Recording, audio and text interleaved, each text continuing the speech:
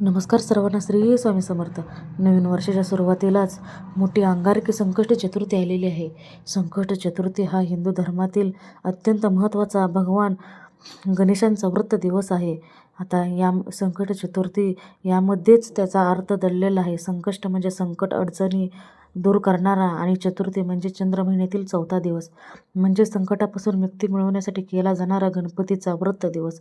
हा कधी येतो तर हा प्रत्येक कृष्ण पक्षातील चतुर्थीला संकष्ट चतुर्थी येत असते आणि याचे चंद्रदर्शन घेतल्यानंतरच हे व्रत सोडले जाते. गणपतीला विघ्नहर्ता म्हणतात. या दिवशी व्रत केल्याने जीवनातील अडचणी दूर होतात, आरोग्य, नोकरी व व्यवसायात प्रगती होते व मनाला शांती मिळते.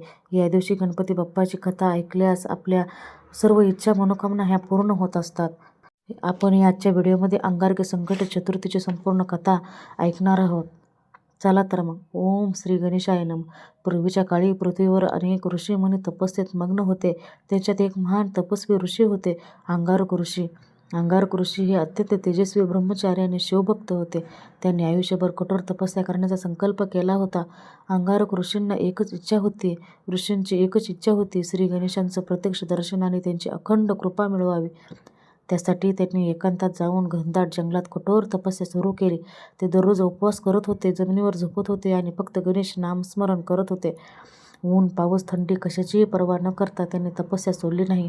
अनेक वर्षे अशी तपस्या चालू राहिली. शेवटी एक दिवस मंगळवारी चतुर्थी तिथी आली.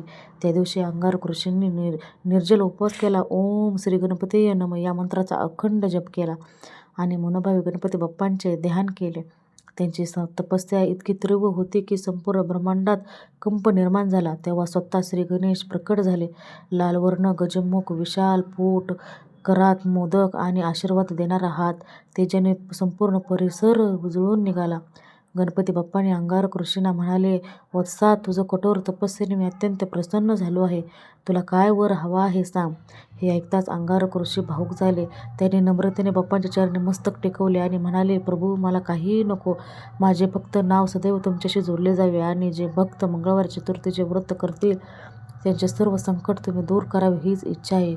गणपती बाप्पा हे ऐकून अतिशय आनंदित झाले. ते म्हणाले, वत्सा, आजपासून मंगळवारी येणारी चतुर्थी म्हणजे अंगारकी चतुर्थी म्हणून ओळखली जाईल.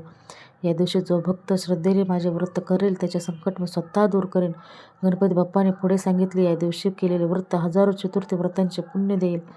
विवाहात अडथळे येत असतील, संतती दोष असेल, कर्ज असेल, रोग असतील, मानसिक तणाव असतील, ते सर्व नष्ट होतील.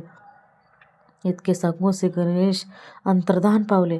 तेव्हापासून मंगळवारी येणारी चतुर्थी ही अंगारकी चतुर्थी म्हणून ओळखली जाते, पूजली जाते.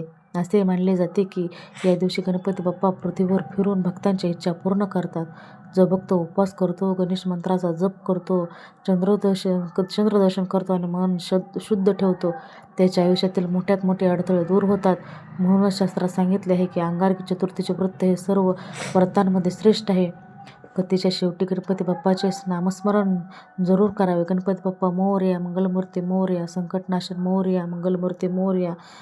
जर तुम्हाला हा व्हिडिओ आवडला असेल तर गणपती बाप्पा मोरया कमेंट करायला विसरू नका. संकष्ट चतुर्थी दिवशी तुम्ही लवकर उठून स्नान करावे, गणपतीचे स्मरण करून व्रताचा संकल्प करावा.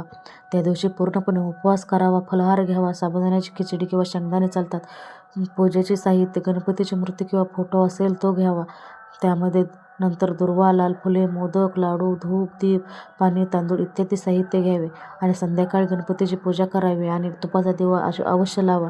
संकष्ट चतुर्थीची कथा वाचा किंवा ऐका. रात्री चंद्रदर्शन नक्की घ्या. चंद्राला अर्थ देऊन मग उपवास तुम्ही सोडू शकता. चंद्रदर्शनाशिवाय उपवास तुम्ही सोडत असाल तर उपवास तुमचा अपूर्ण राहणार आहे. त्यामुळे चंद्रदर्शनाशिवाय व्रत सोडत नाहीत. हे खूप महत्त्वाचं आहे. चंद्राचं दर्शन घेऊनच तुम्ही हा उपवास सोडू शकता.